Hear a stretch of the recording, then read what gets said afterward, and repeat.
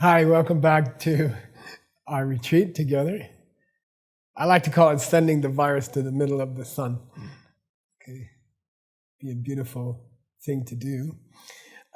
So now we're going on with the quotations. Jampeltsa Gule, which means Pabongka Rinpoche is going to quote a famous tantra, and this is the tantra of Manjushri. It's called what we call a root tantra, which means it's the original tantra from which the practice of Manjushri came. And then normally you get lots of secondary tantras by the Buddha, and then you get a pile of commentaries in the Tengyur, and then you get a bigger pile of commentaries by Tibetan wise people. And that's normally the process. So we're going straight back to the original of Tantra, to the beginning of Tantra. And it says, Sucham Chala tu wan ki, ngak du barni masungte, nyangen le de tong. Something's wrong here with the meter. Small mistake. Nyangen de tong doi should be. Yodon chokyam mayeno. Okay, Sucham Chala tu wan ki. Now people who may be very serious spiritual practitioners in the sense of spending a lot of time in retreat or learning the great books, learning Tibetan, trying to master all these things. But if they're not nice to other people, if they don't treat other people sweetly, ngatu parni masungte, the Buddha never said they could practice Tantra. The Buddha never gave permission for those people to practice the Diamond Way. Nyangen de tong dowayi, going to the city of Nirvana, Yuldan Chokyam Mayeno, they are not going to the right destination, and they're not even headed in the right direction. Okay, so like if you're going from Sedona to the major city of Rimrock, you start headed the opposite way, west, then you're headed the opposite way from Rimrock, and you have to go around the world to get to Rimrock. So the same for secret teachings. If you don't treat other people sweetly, then not only you're not going to reach Rimrock, you're going to go exactly in the wrong direction. Chiba ngamba dilani ngatu pani kalayut kyotsutum chandila dela dendo kalayut means he calls those people who try to practice Tantra and who don't treat other people nice, he calls them naughty kids. So it's kind of, here you have Manjushri in the original Manjushri Tantra saying, those naughty kids who say they're going to practice Tantra, okay, how can they if they're not treating other people nice? Kalayu means, totally impossible. Gewotsutam chandila, if people aren't nice to other people, Dela dendro kalaya, they won't even come back to a higher rebirth. I mean, they'll be born as an insect or something, okay, if they practice Tantra. Tori suyang mingyushing, dewa choktoang mingyuna, they won't even come back to a human birth. Dewa choktoang mingyuna, much less the highest kind of happiness. Gyawe sumbengang namni, trupa gyua muchiga. Then how can these people who are not nice to other people, they're trying to practice Tantra, they say they're practicing Tantra, and then they hurt other people, they're not even going to come back as a human, they'll come back like as a grasshopper. And he said, what kind of Tantra is that? If you practice it and you become a grasshopper, it's probably not the highest teachings that are going to make you a Buddha in one lifetime, okay? All right. I went and got the quotation as usual, and the full Sanskrit name of this Manjushri Tantra is Arya Manjushri Mula Tantra, and it has the same quotation. By the way, our prediction of the correct pronunciation is correct, Nyangen De Tong. So the Tibetan here has a mistake in the Lamrim.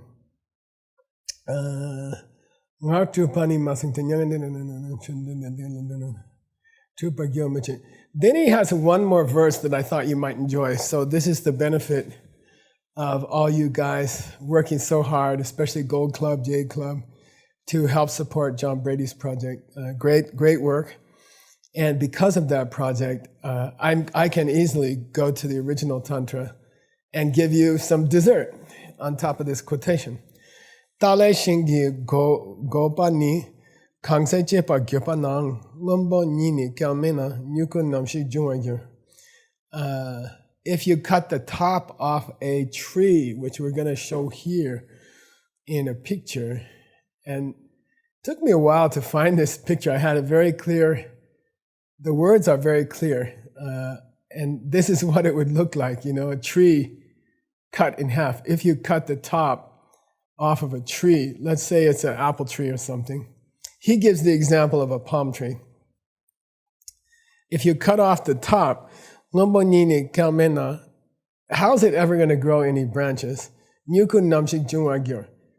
Where would the branches come out? You see, where would the tender shoots of your enlightenment come out if you chop the whole top half of the tree off?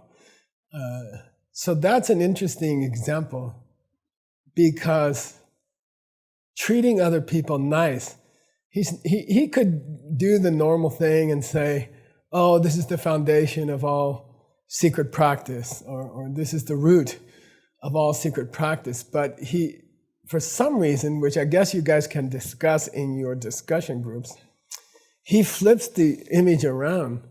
He doesn't say you've destroyed the roots. He said you've destroyed the whole upper half of the fruit tree. So how can you expect any fruits out of it? How can you even expect any small branches to start growing? You've destroyed your chances for apples if you cut off the top 50% of the tree. Okay? All right. Yanga shiki ngenjung chansem yanda betawa kanya mepa. Then some people, they try to practice without the three principal paths, okay? And those of you who have taken the ACI courses, this is the whole subject of the first ACI course, is the three principal paths, okay? And you can call them renunciation, bodhicitta, and correct view. I think it's not very friendly English. I think the first one is, I'm tired of this kind of life, okay? I'm tired of seeing people die. I'm tired of seeing things fall apart. It's just too much. I'm tired of it. So that's the first one. Second one is, and I wish nobody else had to go through these things either. I wish we could all become enlightened. I wish I could do something to help every living being in the universe, okay? And by the way, that's the kind of attitude that we're going to use in the meditations to try to send the virus into the middle of the sun. We're going to overkill. We're going to do prayers for all the people in the universe. And then, something as small as a virus is definitely going to get killed by this prayers that are as big as the universe. And I'm speaking literally. Okay, and then Yandapitawa means just see that in the kitchen, that the husband that you were upset at was never there. Okay, so I think those are three friendly ways to say renunciation, bodhicitta, correct view. Or you could say, I'm tired of all this, and I'm tired of seeing my friends suffer, and it's all based on some kind of crazy belief in someone who's not even there, So I would like to fix this, okay? Now, he says mepar in the second line here, which means some people never heard of these three attitudes, these three principal paths of Buddhism. They never got there. Semgo kyangbe gomshigla, mitsal kyawa. They try to do this kind of meditation. It's a mistaken meditation where you watch your mind.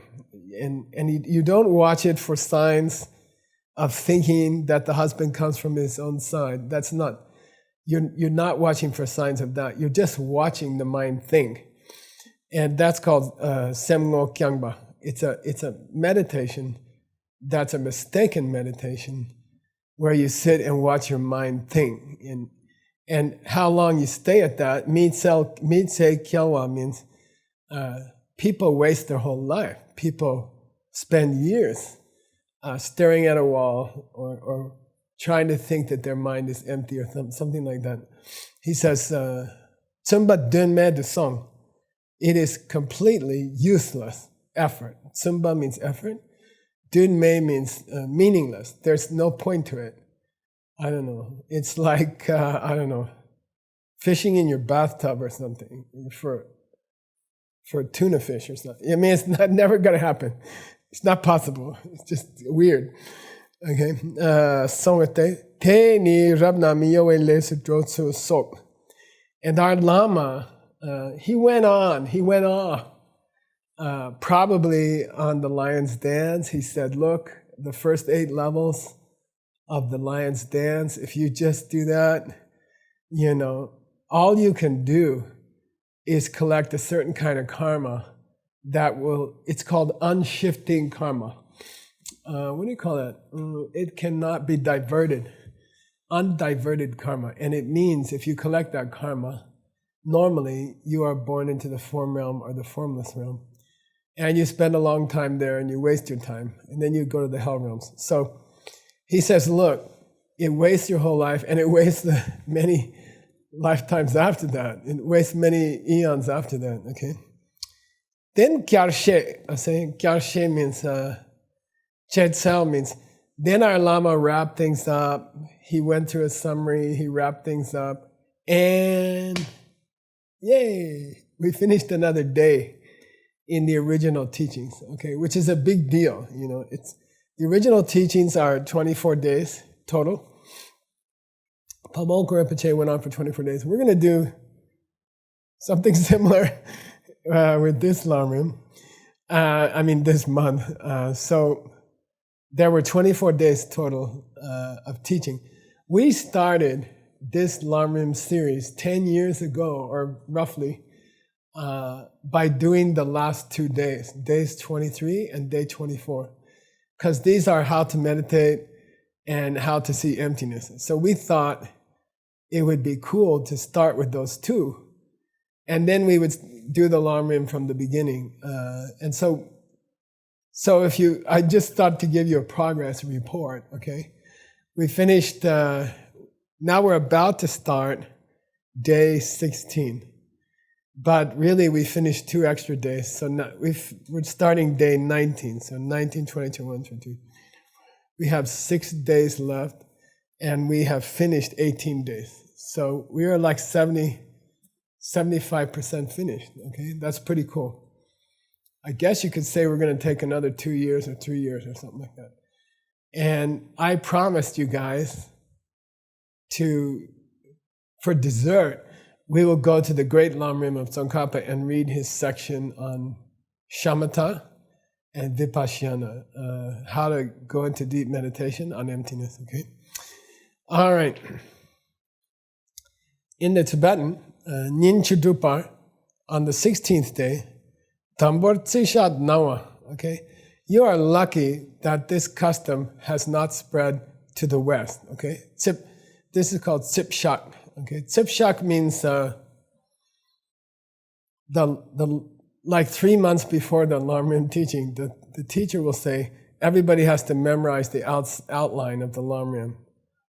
You can't get into the room unless you memorize the outline of the Lamrim. My teacher used to do it with the Tantric vows and the Bodhisattva vows. He would not let us in the room unless we could recite them. Dr. Shema Chino Mito Shishakamina Techo Bongan Kwacho Kodon Chibonga Mikton Samanga Botaton Sajo Majanton Iten and Joja Bok. And I still remember them, so I guess it was useful. So it's a custom to make the students memorize the outline. And the teacher also has to memorize it. So the teacher will close their eyes and they will sing it from memory. And then the whole audience will sing it back. And it's a very nice custom. It's a very beautiful custom. So our Lama, on the 16th day, Pabongka Rinpoche, he did Tsipshak about the outline. Chakshe Tar, he kept to the old system. He kept the old custom of starting his teaching the old way, which is the good way, okay? Then he said, Jikedo, Kamsun Chiki Gyapo Tsongkhapa Chembe Sheni, Ngenjun De Ananda Semke Ki She Sok Jemba Ze. And he quoted the three principal paths, actually, by Jetso Kappa. And he quoted a special section. And it says, okay, maybe you finally reached a point in your life where you are scared of life, or you are worried about life, or you are tired of life. You wish it could be better. And I think the virus is helping us all to get there. Maybe you have got to the first principal path now. Well, then you have to wrap it in bodhicitta. You have to wrap it in the wish that you could help other people reach their own freedom. Okay, so that's he's quoting to start the class, to start the day. The Lama, after they do Tsipshak, they will quote a famous piece of scripture, which is going to apply to the teaching of the day.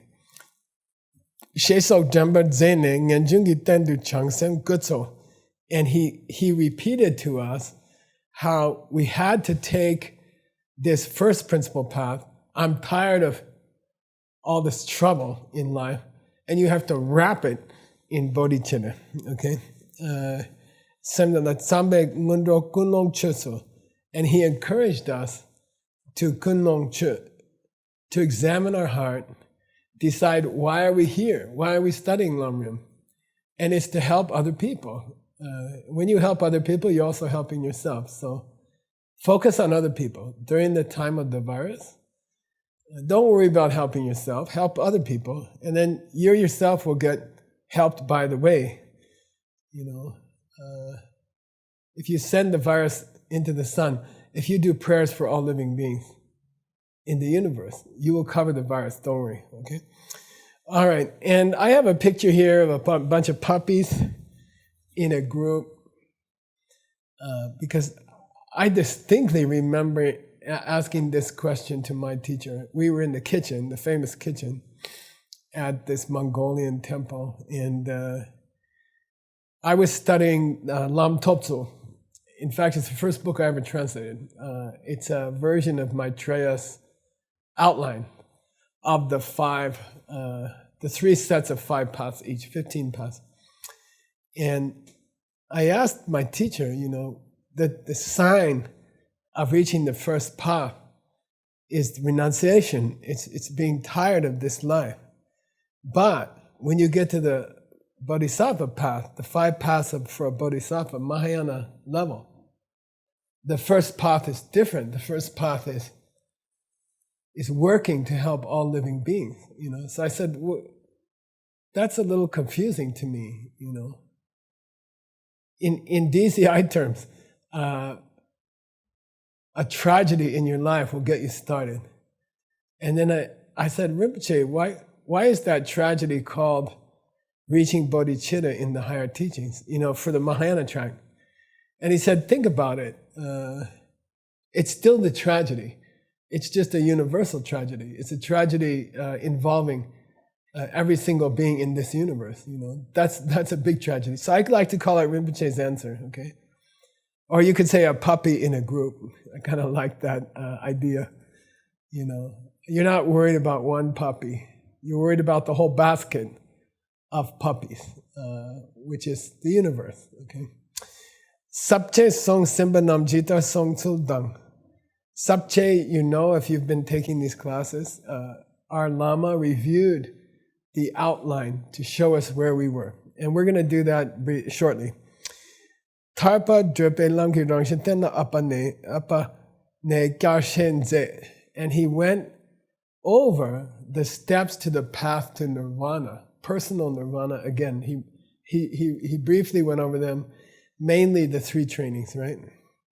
And the Wheel of Life.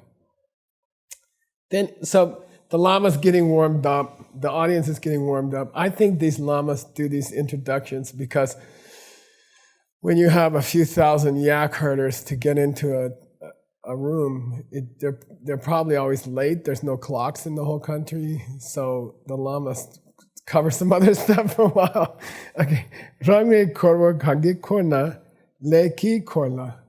So what makes me keep doing the same thing over and over? Why do I keep going in these huge cycles in my life? I meet somebody, we have a relationship, it gets old, we break off. I'm sad for a while, then I meet a new person, and then why do I go through these big cycles? Karma is forcing you in those huge circles. What triggers the karma is my negative emotions. And what triggers all the negative emotions? I think the husband is coming from his own side. That's what triggers them. That's it and nothing else. Okay, you can't point to any other reason for our pain than thinking that things come from their own side. Okay,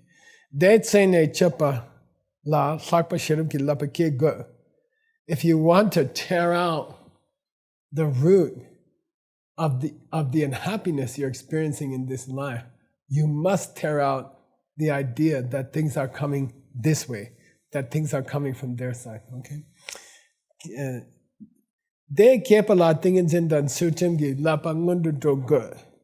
If you really want to tear out this deep-seated belief that the world is coming this way, then you're going to need two things. Number one, you have to learn to meditate. Okay, you have to be meditating every day. And to meditate, you need what? For $10. Huh? Say again? Morality. Oh, both actually. Yeah, but here's where he ties. He ties. Because he's working backwards in a chain of causality, right? And now he has reached. If you want wisdom, you need meditation. If you want meditation, you need to treat other people nice. Otherwise, if you upset other people's minds, how are you ever going to sit down and have your mind be peaceful? That's not karma. Okay. Therefore, the foundation of everything is sutram, is treating other people well. Yundenge shima. Okay, sometimes the word shi, which means foundation, has a ma on it, because the word ma in Tibetan, although it can mean negative, it also means mom. Okay, and sometimes they glue it onto the word for foundation to say like the mother foundation or something like that. So some people translate this negative and they'll get in trouble. It's not mayin, it's a shima, yin. Okay, yin sodang. All right, and then lastly, Pabongka Rinpoche closes this section masterfully with an unbelievable image. Okay, so I'm going to show you an image here of two guys getting to know each other. Somebody introduced somebody else to somebody at the office, and the guy says, "Oh, meet my friend so-and-so, he has a business proposal for you." And the other guy's like, "Yeah, tell me what it's about, And there's a song called Getting to Know You. And it's like I didn't know you very well, and then I tried to get to know you. And now I got to know you, and now I actually kind of like you, okay? So it's called Getting to Know You. Nyomongi nyambo tenkap. When you are trying to apply the antidote to your negative emotions, this ten means apply an antidote, but ten. He says, it's very funny. Pabongka Rinpoche says, "I'll teach you a trick," okay? He's like, I can see him leaning over, and don't forget he's talking to a couple thousand people without a microphone for like 8 hours. Like unbelievable. And I can just see him leaning over and Soto voice. He's like, "I'll tell you a secret. What's the secret?" He says, I'll teach you how to get rid of your bad habits, bad mental habits." "Okay, teach me." He says, "Okay. Tambo nyomon bakyarchuk." Let's say you have a problem with anger towards somebody, like someone has been upsetting you, okay? So you're not angry. You're not throwing things all day. I had recently a couple call me and they said, we're at the throwing stage. We're starting to throw things at each other. I said, okay, we gotta cover this second husband thing. Okay. So when you're sitting by yourself and you're calm and you're kind of mildly happy, if you're at the throwing stage with your partner, tossing things at each other, they weren't throwing things at each other. I mean, they were throwing garbage cans on the floor and stuff like that. So anyway, close your eyes and try to recreate the situation. Okay, so close your eyes, and this person comes into your room, and they start saying something which really, really hurts you, really hurts your heart, and try to recreate this situation while you're calm and you're sitting on the couch, and close your eyes and imagine your husband comes in and starts accusing you of something or something like that. Okay, just do that. Kyarchuk means see if you can get to that emotion artificially. Okay, see if you can get yourself upset just thinking about your husband. And that's kind of a funny, it's an amazing trick. Okay, Dene nyamong. Then you'll get upset, you'll feel upset. Then open your eyes real quick and try to catch how it feels to be upset. Okay, like try to catch the feeling. Okay, Ngosin means learn to recognize how it feels to start to get upset by practicing getting upset, by thinking about the bad things your husband said to you in the past. Okay, it's very amazing method. We should have put it in the meditations, Tim. I don't know, maybe you guys can do it in the groups, but get used to identifying how it feels to start to get upset in your own heart, okay? By doing upset meditations. That's so cool. Okay. Number 10. And then practice applying the antidote. Oh, he's not coming from his side. He's coming from me, When he says those things to me, that's coming from me, I gotta remember that. I gotta remember, okay? Yang Nang and then he makes a funny, he says, he's so funny. He says, look, it's gonna mess up your whole day. Okay, Yang means it's gonna mess up your whole day.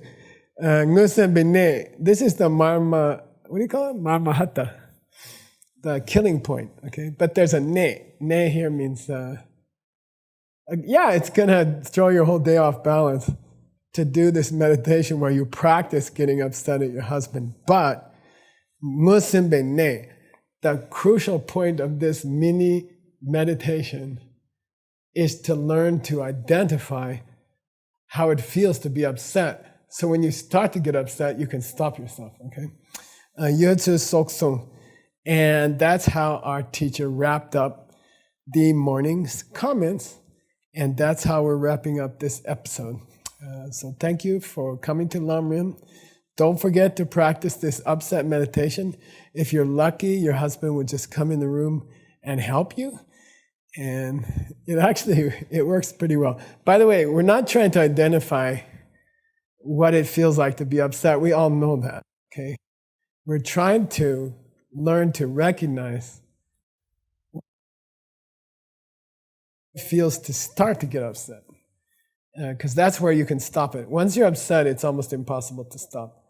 So if we could learn to recognize the first few minutes of being upset, then we could do something about it. We could apply wisdom, okay? All right, cool. See you then in episode number 9.